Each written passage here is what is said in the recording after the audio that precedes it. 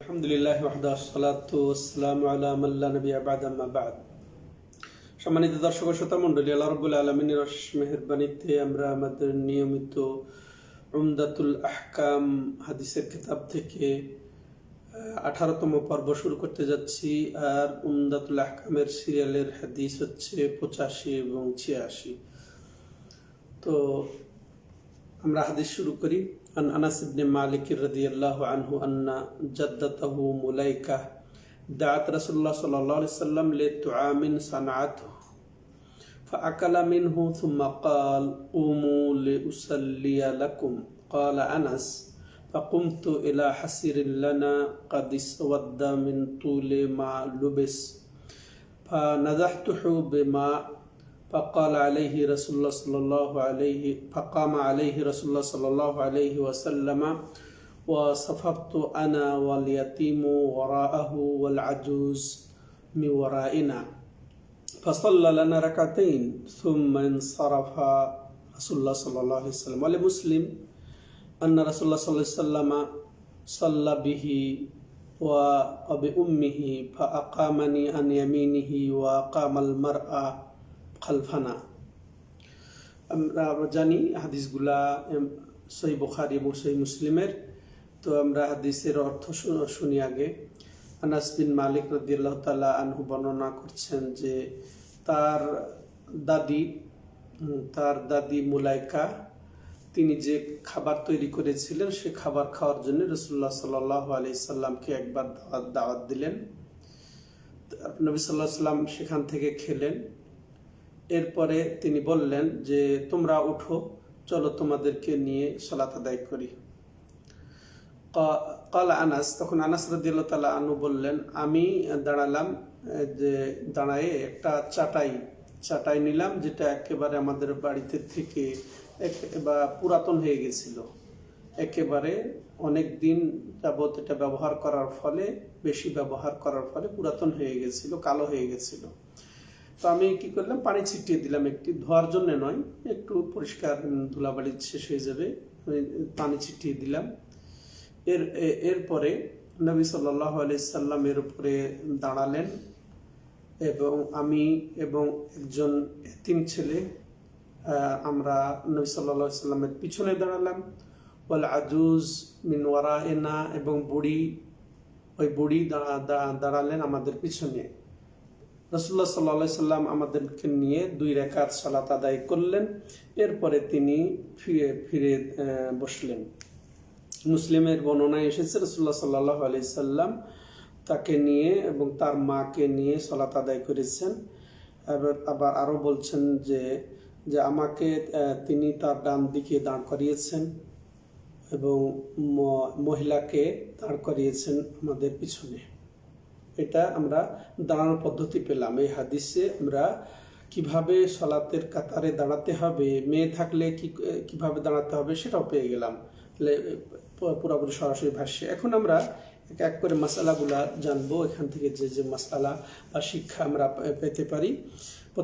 প্রথম হচ্ছে কি, যে মহিলা যদি থাকে সাথে তাহলে মহিলা কাতার হবে পিছনে, যদিও সে একজন হোক না কেন, এবং যদিও সে মাহরামের অন্তর্ভুক্ত মহিলা, মা হোক, তারপরে দাদি হোক, নানি হোক, খালা হোক, বোন হোক, যদিও মাহরাম হয় উনি পিছনেই দাঁড়াবেন, একসাথে না, একাকী হলেও পিছনেই তার হচ্ছে কাতার মেয়েদের। যেমন হাদিসে ওয়াল আজুজু মিন ওয়ারাইনা, আর যে বুড়ি আমাদের পিছনে দাঁড়ালেন, উনি একাই ছিলেন তাইলে মহিলা। কিন্তু ওখানে মাসআলা হলো, যদি শেষে হয়তো সুযোগ না থাকে দাঁড়ানোর পিছনে হওয়ার, এরকম ভাবে যদি দাঁড়িয়ে যায় ইমামের পাশেই বা পুরুষদের পাশে, সালাত আদায় হয়ে যাবে মাকরুর সাথে। দ্বিতীয় যে বিষয় আমরা জানতে পারি, যে ছোট বাচ্চাকেও সাথে নিয়ে কাতারবন্দি হওয়া। আর এখানে দলিল পেয়ে গেলাম যে যেমন আনাস রাদিয়াল্লাহু তাআলা আনহু বলছেন আমি এবং একজন এতিম দাঁড়ালাম নবী সাল্লাল্লাহু আলাইহি সাল্লামের পিছনে। তাহলে ইয়াতিম কাকে বলা হয়? যে ইয়াতিম আসলে যিনি প্রাপ্তবয়সী হওয়ার আগে, যিনি মানে বুঝবেন, ভালো মন্দ বুঝবেন, ভালো মন্দর তারতম্য জ্ঞান হয়ে গেছে, কিন্তু প্রাপ্তবয়সী হওয়ার আগ পর্যন্তই হচ্ছে এতিমের ধর্তব্য, এতিম বলা হবে। যদি প্রাপ্তবয়স্ক হয়ে যায় আর সে আর এতিম থাকে না, যেমনটি আলী রাদিয়াল্লাহু তাআলা আনহু বলছেন যে আমি রাসূলুল্লাহ সাল্লাল্লাহু আলাইহি সাল্লাম থেকে যেটা গ্রহণ করে জেনে রেখেছি, লা ইয়াতমা বাদা ইহতিলাম, যে মানে প্রাপ্তবয়স হয়ে গেলে আর সেটা এতিম থাকে না, বা স্বপ্নদোষ এসে গেলে আর এতিম থাকে না। এগুলো আমরা জানতে পারলাম। এখানে এই দলিল তো আমরা পেয়ে গেলাম। আর আরেকটা এখানে কায়দা, এটা সালাত নফলে যদিও হয়েছে কিন্তু এটা ফরজেও কিন্তু একই নিয়ম। কারণ একটা কায়দা আছে ইসলামী শরীয়তে যে আন্না মা সাবাতা ফিল নফলে সাবাতা ফিল ফরদে ইল্লা বেদালিল, যে নফলে যা জায়েজ আছে ফরজেও তাই জায়েজ আছে, দলিল যদি এখানে পার্থক্য করে থাকে তাছাড়া। তা আরো আমরা তৃতীয় বিষয় যেটা আমরা এখান থেকে জানবো যে জামাতে বাড়িতে জামাতে নফল আদায় করা যায়, এটা আমরা পেলাম। যেমন নবী সাল্লাল্লাহু আলাইহি সাল্লাম আদায় করেছিলেন, এটা হয়তো বা প্রথমত বলবো যে শিক্ষার জন্য, তাদেরকে যথাযথভাবে তার সালাতের পদ্ধতি শেখানোর জন্য, বা দ্বিতীয়ত বলবো নবী সাল্লাল্লাহু আলাইহি সাল্লামের বরকত, এটা শরীয়ত সম্মত, সুন্নাহ সম্মত। রাসূলুল্লাহ সাল্লামের যে কোনো স্থান থেকে, বসার স্থান থেকে, সালাতের জায়গা থেকে, এমনকি ঘাম থেকে, উচ্ছিষ্ট পানি থেকে বরকতের, যেহেতু এটা শরীয়ত সম্মত, সেটাই হয়তো উনি চেয়েছিলেন যেখানে এখানে বরকত সৃষ্টি হোক আল্লাহর পক্ষ থেকে, এটা হয়তো চেয়েছিলেন। কিন্তু রাসূলের উপরে এখানে কিয়াস করে অন্য যে কোনো আলেম, ওলামা, ইমাম, পীর বুজুর্গদের, যেটা আমাদের মুখের ভাষা, সেটা তাদের বরকত নেওয়ার কোনো সুযোগ নেই। কারণ নবী সাল্লাল্লাহু আলাইহি সাল্লাম থেকে এই ধরনের বরকতের আশা করা হয়েছিল। বেরি দলিল আছে, আবু বকর, ওমর, উসমান, আলী রাদিয়াল্লাহু আনহুম সহ কোনো সাহাবীদের বা খলিফাদের বা গভর্নরদের কোনো এক ধরনের বরকত নেওয়ার কোনো দলিল পাওয়া যায় না। এই জন্য এটা রাসূলের জন্য এই বরকতের সিস্টেমটা খাস বলা যাবে। আরও কারণ হতে পারে যে এটা ওই সময় হয়তো বা নফলের সময় এসে গেছিল, হয়তো বা চাষতের সময় এসে গেছিল, সেই জন্য তিনি দাঁড়িয়ে গেছেন তাদেরকে নিয়ে ওই সময় আদায় করবেন, এই হতে পারে। তো এটা আমরা বুঝতে পারলাম যে জামাতের সাথে নফল আদায় করা যায়, এটা আমরা বুঝতে পারলাম। ইবনে তাইমিয়া রাহিমাহুল্লাহ তিনি বলেছেন আল ইজতিমাউ আলা তাআতি ওয়াল ইবাদাতি নাওআন, যে এই যে কোনো ইবাদতের ক্ষেত্রে একত্রিত হওয়া বা জামাতবদ্ধ হওয়া, এটা দুই ধরনের হতে পারে। সুন্নাহ রাতেবা, এটা একেবারে স্থায়ী নিয়মিত সুন্নাত হতে পারে, যেটা একেবারে দলিল সম্মত, যেমন 5 ওয়াক্ত সালাতের এটা সুন্নত, একটি সুসাব্যস্ত সুন্নত হাদিস থেকে। তেমনি জুমার সালাত, 2 ঈদের সালাত, সালাতুল চন্দ্র গ্রহণ, সূর্য গ্রহণের সালাত, তারপরে ইস্তিসকা, তারপর তারাবি, এগুলো হচ্ছে সুন্নতের রাতে বা বলা হয় জামাতের ক্ষেত্রে, যে এটা বিধিবদ্ধ এবং নিয়মতান্ত্রিক সুন্নাহ দ্বারা সাব্যস্ত। আরেক ধরনের যে একত্রিত হওয়া, যেটা তিনি করেছেন ওই বাড়িতে গিয়ে, আনাস রাদিয়াল্লাহু তাআলা আনহুর দাদির বাড়ি বা তার মায়ের বাড়ি বলেন, ওখানে যেটা করেছেন, এটা হচ্ছে কি যে এটা সুন্নতের রাতে বানা বা স্থায়ী এবং বিধিবদ্ধ বা শরীয়ত সম্মত নিয়মতান্ত্রিক সুন্নতের অন্তর্ভুক্ত নয়। এটা ঘটনাক্রমে কখনো কখনো জায়েজ আছে, তবে অভ্যাস বানিয়ে নেওয়া যাবে না যে আমরা সব নফলেই আমরা জামাতবদ্ধ হতে পারবো, এমনটি নয়। তেমন এর থেকে আরো ওলামায়ে যেটা বলছেন, বা শাইখুল ইসলাম ইবনে তাইমিয়া যেটা বলছেন, তাহলে এইভাবে দোয়াতে, এইভাবে তেলাওয়াতে, এভাবে এতে একত্রিত হওয়া জায়েজ আছে, তবে অভ্যাস বানিয়ে নেওয়া যাবে না, এটাও তিনি উল্লেখ করেছেন। যেটা তার মাজমু ফাতাওয়া যে 23 ভলিউমের 132 এবং 33 পৃষ্ঠায় এই বিষয়টা উল্লেখ করেছেন তিনি। সম্মানিত দর্শক ও শ্রোতা মণ্ডলী, এবার চতুর্থ যে বিষয় আমরা এই হাদিস থেকে জানতে পারবো, যে দাওয়াত কবুল করা এটা সুন্নাত। রাসূলুল্লাহ সাল্লাল্লাহু আলাইহি ওয়াসাল্লাম এই দাওয়াত কবুল করেছিলেন। আনাস রাদিয়াল্লাহু তাআলা আনহুর দাদির দাওয়াত কবুল করেছিলেন। তো এক মুসলিম ভাই দাওয়াত দিলে আরেক মুসলিমের এটা কবুল করা উচিত। এটা তার 6টা যে হকের হাদিস আছে প্রসিদ্ধ, তার মধ্যে একটি অন্যতম এটা হক। তারপরে আরো যেটা আমরা জানতে পারি, রাসূলুল্লাহ সাল্লাল্লাহু আলাইহি ওয়াসাল্লামের বিনয়ের এখানে প্রকাশ ঘটেছে একেবারে যথাযথভাবে, যে তিনি একটা কালো হয়ে গেছে, পুরাতন ব্যবহার হয়ে, তো সেই চাটাইয়ের উপরে তিনি দাঁড়িয়ে গেছেন, তিনি সেখানে করেন নাই, অস্বীকার করেন নাই, বা এটাকে তিনি অপছন্দ করেন নাই, বা তিনি দাওয়াত কবুল করেছেন, সবটাই পুরা বিনয়ের আর তিনি ছিলেন সর্বোত্তম চরিত্রের অধিকারী, সর্বশ্রেষ্ঠ ব্যক্তিত্ব, তারপরেও তিনি এই বিনয় প্রদর্শন করেছেন, এটা আমরা দেখতে পেলাম এই হাদিসের মাধ্যমে। তারপরে আরও যেটা জানতে পারলাম যে দিনের বেলা নফল 2 রাকাত তিনি পড়েছেন। তো এই 2 রাকাত করে নফল হলে দিনেও 2 রাকাত পড়াটাই এটাই উত্তম, যেমনটি রাতের নামাজও 2 রাকাত করে, এটাও আমরা বুঝতে পারছি সম্মানিত দর্শক শ্রোতা মণ্ডলী। এরপরে আমরা যেটা করলাম যে মহিলার নাম ধরেও ডাকা জায়েজ আছে, তেমন উপাধি দিয়েও ডাকা জায়েজ আছে। অনুরূপভাবে আমরা এখানে দেখলাম যে আনাস রাদিয়াল্লাহু তাআলা আনহু বলছেন যে বুড়ি দাঁড়ালেন আমাদের পিছনে, আমাদের পিছনে, তো বুড়ি বলে ডাকা জায়েজ আছে। তো যদি তিনি কষ্টবোধ না করেন বা তার অসাক্ষাতে বা তিনি শুনবেন না এমন মুহূর্তে বুড়ি বলে ডাকা বা এতিম বলে ডাকা, এটা জায়েজ আছে। এটাও বুঝতে পারলাম। সম্মানিত দর্শক শ্রোতা মণ্ডলী, এই মর্মে আরেকটা হাদিস সংক্ষেপে বলে এবং তার শিক্ষা উল্লেখ করে আমরা শেষ করব। আন ইবনে আব্বাস রাদিয়াল্লাহু আনহুমা قال বিত্ত ইনদা খালাতি মাইমুনাতা فقام النبي صلى الله عليه وسلم يصلي من الليل فقمت عن يساره فأخذ برأسي فأقامني عن يمينه।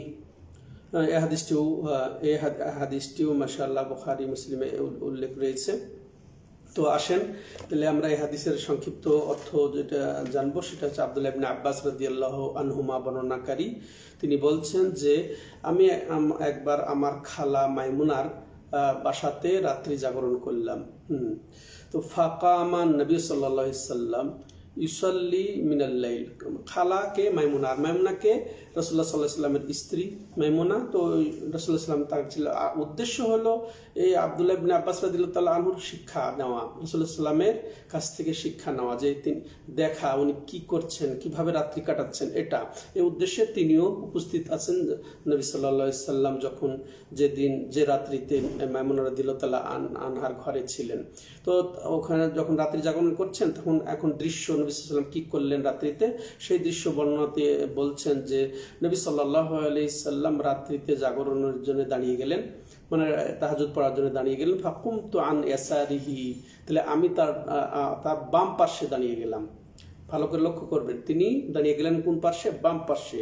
ফাআখাযা বিরাসি, রাসূলুল্লাহ সাল্লাল্লাহু আলাইহি সাল্লাম আমার মাথা ধরে তিনি আমাকে দাঁড় করিয়ে দিলেন তার ডান দিকে।